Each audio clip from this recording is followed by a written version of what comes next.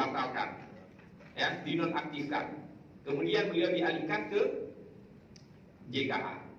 Dan katanya ini sampai 1 April Pak sudah tidak ada lagi, saudara. Kita usahakan agar sampai dengan selanjutnya masyarakat yang bisa dapatkan program kesehatan JKA ini. Saya bilang ke ibu kepala di sana. Kenapa? Karena Junaidi ini orang miskin, Pak. Kenapa bisa dibatalkan dia? Orang miskin. Dia pekerja, bukan toki, bukan orang kaya. Dan dia meninggalkan istri dan anaknya. Kita doakan ketiga-tiga. Satu orang itu adalah keponakan saya juga yang meninggal.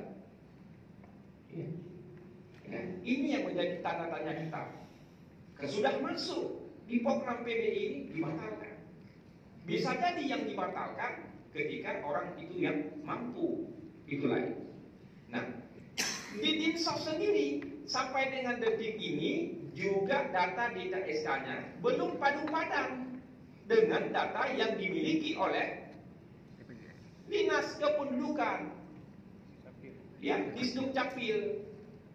Makanya ini menjadi persoalan yang kemudian kita diskusikan, apakah data yang Bapak kirimkan kepada pemerintah Aceh itu, yang katanya tidak boleh ada double NIK, walaupun ada kemungkinan yang KTP yang belum online, bisa jadi kemungkinan masih ada double NIK. Seberapa persen jaminan data itu akurat dan kompatibel? Seberapa persen? Jangan-jangan pula data yang sudah ada di data Bapak yang Bapak kirim kepada pemerintah Aceh itu masuk juga tenaga kerja yang datanya ada di Dinas Tenaga Kerja Aceh, yang mana mereka sudah ditanggung oleh perusahaan masing-masing. Jangan pula di sana masuk pula data Polri dan TNI yang juga sudah ditanggung melalui mekanisme ASDES atau BPJS. Ada juga yang ASN. Jumlah tadi penduduk yang ditanggung JKA itu 2.100.000 dari data yang Bapak paparkan. Apakah 2.100.000 itu masih ada ASN? Apakah 2.100.000 masih ada TNI dan Polri? Apakah 2.100.000 itu masih ada di dalamnya tenaga kerja yang ditanggung oleh perusahaan masing-masing? Ini Pak yang harus kita kupas secara bersama-sama. Kita bicara real data, tapi data ini yang kita minta, yang kalau tidak salah saya 5 bulan yang lalu, itu belum tersampaikan karena nyangkut di Medan katanya, nyangkut di regional Medan. Kita belum terima data itu. Tapi kalau data itu sudah clear 5 bulan yang lalu, kita diskusikan ini, artinya selesai. Kita bisa go on. Lanjut. Kalau enggak, berapa nanti ketika ada data yang double loss APBA Aceh? Seharusnya APBA yang disampaikan tadi seperti Pak Malil, kita sepakat ada puskesmas Pak di pedalaman Aceh itu yang fasilitasnya tidak cukup. Ada ambulan Pak yang bawa ibu bersalin saat naik bukit, dia akan belakang di kawasan-kawasan pedalaman Aceh. Jalan akses ke sentra pelayanan kesehatan juga masih kurang. Seharusnya bisa kita bangun dengan dana yang bisa kita efektifkan dari program ini. Kita juga tidak mau menggerugi rakyat Aceh di sana dengan double data.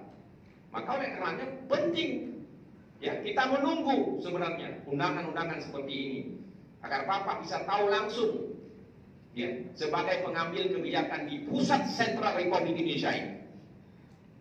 Untuk kepentingan siapa? Kepentingan bangsa Aceh, kepentingan orang Aceh. Ya, tidak ada upaya kita misalnya, oh begini untuk menghentikan, tidak ada. Kita ini semua untuk melakukan efisiensi anggaran. Bahwa kita tahu otsus Aceh akan terus berkurang Pak dari DAU nasional.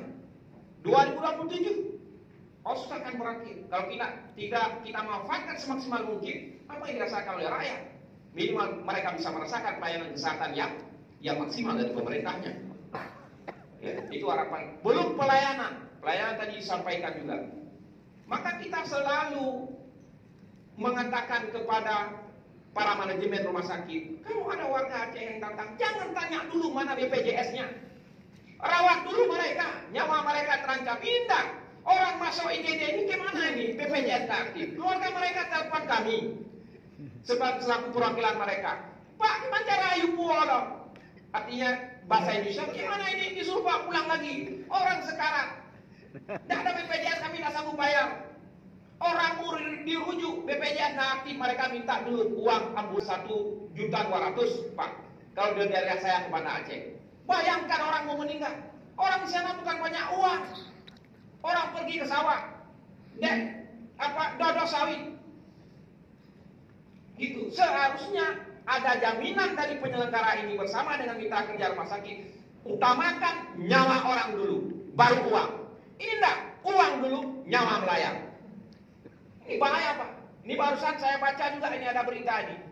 Enggak meninggal, enggak ada BPJS, waktu rekam KTP di kantor di Sukcapil ada meninggal. Tapi mungkin bukan daerah kami. Ya, jangan terulang lagi seperti ini. Mungkin itu dari saya, dulu paparan singkatnya Pak. Terima kasih.